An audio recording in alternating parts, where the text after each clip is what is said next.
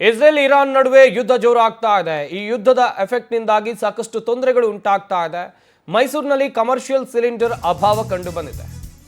ತೊಂದರೆ ಉಂಟಾಗ್ತಾ ಇದೆ. ಮೈಸೂರಿನಲ್ಲೂ ಕೂಡ ಕಮರ್ಷಿಯಲ್ ಸಿಲಿಂಡರ್ ಅಭಾವ, ಸಪ್ಲೈ ಆಗ್ತಾ ಇಲ್ಲ ಕಮರ್ಷಿಯಲ್ ಸಿಲಿಂಡರ್ ಎನ್ನುವಂತ ಮಾಹಿತಿ ಇದೆ.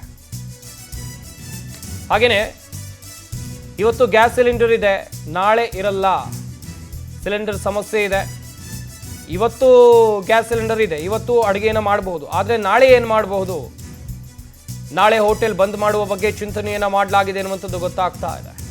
ಫಾಸ್ಟ್ ಫುಡ್ ಹೋಟೆಲ್ ಮಾಲೀಕರು ತೀವ್ರ ಒದ್ದಾಡುವಂಥ ಪರಿಸ್ಥಿತಿಯಲ್ಲಿ ನಿರ್ಮಾಣವಾಗಿದೆ. ಗ್ಯಾಸ್ ಏಜೆನ್ಸಿಯಿಂದ ಪೂರೈಕೆ ಆಗ್ತಾ ಇಲ್ಲ ಸಿಲಿಂಡರ್. ಮನೆ ಬಳಕೆಗೆ LPG ಪೂರೈಕೆಯಲ್ಲಿ ಯಾವುದೇ ವ್ಯತ್ಯಯ ಆಗಿಲ್ಲ ಅಲ್ಲಿ. ಈ ಬಗ್ಗೆ ನಮ್ಮ ಮೈಸೂರು ಪ್ರತಿನಿಧಿ ಪ್ರೇಮ್ ಪ್ರತ್ಯಕ್ಷ ವರದಿಯನ್ನು ಕೊಟ್ಟಿದ್ದಾರೆ. ಬನ್ನಿ ನೋಡೋಣ.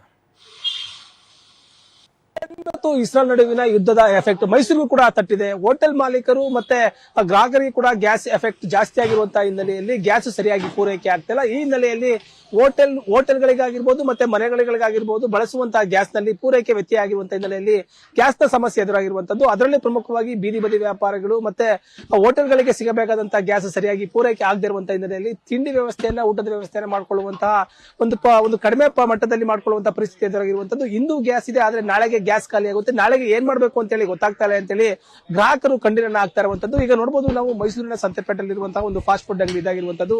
ಇಲ್ಲಿ ಸಾಕಷ್ಟು ಪ್ರತಿದಿನವೂ ಕೂಡ ಸಾಕಷ್ಟು ಗ್ರಾಹಕರು, ಸುತ್ತಮುತ್ತಲ ಕೆಲಸ ಮಾಡುವಂತಹ ಸಾಕಷ್ಟು ಗ್ರಾಹಕರು ಹೋಟೆಲ್ಗಳಿಗೆ ಬರ್ತಾರೆ. ಹೋಟೆಲ್ಗಳಲ್ಲಿ ತಿಂಡಿ ತಿನಿಸುಗಳನ್ನು ತಿಂತಾ ಇದ್ರು. ಆದ್ರೆ ಗ್ಯಾಸ್ ಬೆಲೆ ಅಂದ್ರೆ ಇರಾನ್ ಮತ್ತೆ ಇಸ್ರೇಲ್ ನಡುವೆ ನಡೆಯುತ್ತಿರುವಂತಹ ಯುದ್ಧದ ಎಫೆಕ್ಟ್ ನಿಂದಾಗಿ ಗ್ಯಾಸ್ ಬೆಲೆ ಏರಿಕೆಯಾಗಿದೆ. ಹೀಗಾಗಿ ಮನೆಗೆ ಬಳಸುವಂತಹ ಗ್ಯಾಸ್ ಸಿಗ್ತಾ ಇಲ್ಲ, ಮತ್ತೆ ಹೋಟೆಲ್ಗಳಿಗೆ ಬಳಸುವಂತಹ ಗ್ಯಾಸ್ ಕೂಡ ಸಿಗ್ತಾ ಇಲ್ಲ. ಈ ಹಿನ್ನೆಲೆಯಲ್ಲಿ ಹೋಟೆಲ್ಗಳಲ್ಲಿ ಅಡಿಗೆ ಮಾಡೋದಕ್ಕೆ, ತಿಂಡಿ ವ್ಯವಸ್ಥೆಯನ್ನು ಮಾಡ್ಕೊಳ್ಳೋದಕ್ಕೆ, ಮಧ್ಯಾಹ್ನದ ಊಟದ ವ್ಯವಸ್ಥೆ ಮಾಡ್ಕೊಳ್ಳೋದಕ್ಕೆ ಗ್ಯಾಸ್ ನ ಕೊರತೆ ಎದ್ದು ಕಾಣ್ತಾ ಇದೆ. ಇಂದು ಗ್ಯಾಸ್ ಇದೆ, ಆದ್ರೆ ನಾಳೆಗೆ ನಮ್ಮ ಹೋಟೆಲ್ಗಳಲ್ಲಿ ಗ್ಯಾಸ್ ಖಾಲಿ ಆಗುತ್ತೆ.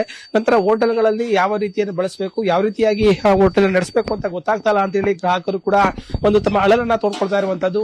ಈ ಇರಾನ್ ಮತ್ತೆ ಇಸ್ರೇಲ್ ನಡುವಿನ ಎಫೆಕ್ಟ್ ಏನಿದೆ, ಯುದ್ಧದ ಎಫೆಕ್ಟ್ ಏನಿದೆ, ಈ ಎಫೆಕ್ಟ್ ಕೂಡ ಒಂದು ಹೋಟೆಲ್ ಮಾಲೀಕರಿಗೆ ತಟ್ಟಿರುವಂತದ್ದು. ಈಗ ಅವರು ಹೋಟೆಲ್ ಮಾಲೀಕರಿಗೆ ನಮ್ಮ ಜೊತೆಗಿದ್ದಾರೆ. ನಾವು ಅದನ್ನ ಇಲ್ಲಿರುವಂತಹ ಸಮಸ್ಯೆ ಬಗ್ಗೆ, ಗ್ಯಾಸ್ ನಿಂದ ಸಮಸ್ಯೆ ಎದುರಾಗ್ತಂತ ಬಗ್ಗೆ ಅವ್ರನ್ನ ಮಾತಾಡಿಸ್ತಾ ಹೋಗ್ತೀವಿ.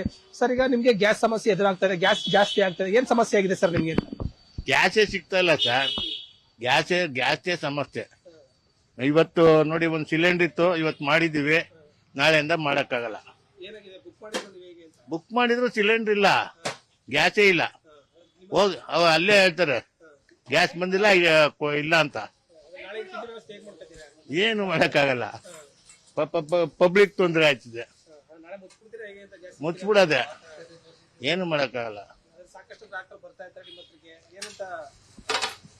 ಏನ್ ಮಾಡೋದು, ನಾವೇನ್ ಮಾಡಕ್ಕಾಗುತ್ತೆ? ಹೌದು, ತಿಂಡಿ ಮಾಡಕ್ಕೆ ಗ್ಯಾಸ್ ಇಲ್ಲ. ಹೌದು, ಇದರಿಂದಾನೇ ಜೀವನ. ಇದೇ ಇಲ್ಲ ಅಂದ್ಮೇಲೆ ನಾವೇನ್ ಮಾಡಕ್ಕಾಗ್ತದೆ? ಇದಿಷ್ಟು ಒಂದು ಹೋಟೆಲ್ ಮಾಲೀಕರ ಮಾತಾಗಿರುವಂತದ್ದು. ಗ್ಯಾಸ್ ನಲ್ಲಿ ಪೂರೈಕೆ ವ್ಯತ್ಯಯ ಆಗಿರುವಂತಹ ಹಿನ್ನೆಲೆಯಲ್ಲಿ ಇಂದು ಗ್ಯಾಸ್ ಅನ್ನ ತಂದಿದ್ದೀವಿ. ಇಂದು ಗ್ಯಾಸ್ ಅಲ್ಲಿ ಒಂದು ಅಡುಗೆ ಮಾಡೋದಕ್ಕೆ, ತಿಂಡಿ ಮಾಡೋದಕ್ಕೆ ಸಾಧ್ಯ ಆಗುತ್ತೆ. ಆದ್ರೆ ನಾಳೆ ಯಾವುದೇ ರೀತಿಯ ಗ್ಯಾಸ್ ವ್ಯವಸ್ಥೆ ಇಲ್ಲ. ಹಾಗಾಗಿ ಹೋಟೆಲ್ಗಳನ್ನ ಮತ್ತೆ ಫಾಸ್ಟ್ ಫುಡ್ ಅಂಗಡಿಗಳನ್ನು ಮುಚ್ಚುವ ಸಾಧ್ಯತೆ ಎದುರಾಗಿರುವಂತದ್ದು. ಇದರಿಂದ ತಮ್ಮ ಜೀವನವನ್ನ ಕಟ್ಕೊಂಡಿದ್ದಂತಹ ಒಂದು ಹೋಟೆಲ್ ಮಾಲೀಕರು ಮತ್ತೆ ತಿಂಡಿ ತಿನಿಸುಗಳಿಗೆ ಬರ್ತಾ ಇದ್ದಂತಹ ಗ್ರಾಹಕರ ಮೇಲೆ ಒಂದು ಬೆಲೆ ಏರಿಕೆ, ಅಂದ್ರೆ ಗ್ಯಾಸ್ ಬೆಲೆ ಏರಿಕೆ ಸಾಕಷ್ಟು ಹೊರೆಯನ್ನು ಬಿದ್ದಿರುವಂತದ್ದು. ಕ್ಯಾಮರಾ ಪರ್ಸನ್ ಹರೀಶ್ ಜೊತೆ ಪ್ರೇಮ್, ಮೈಸೂರು.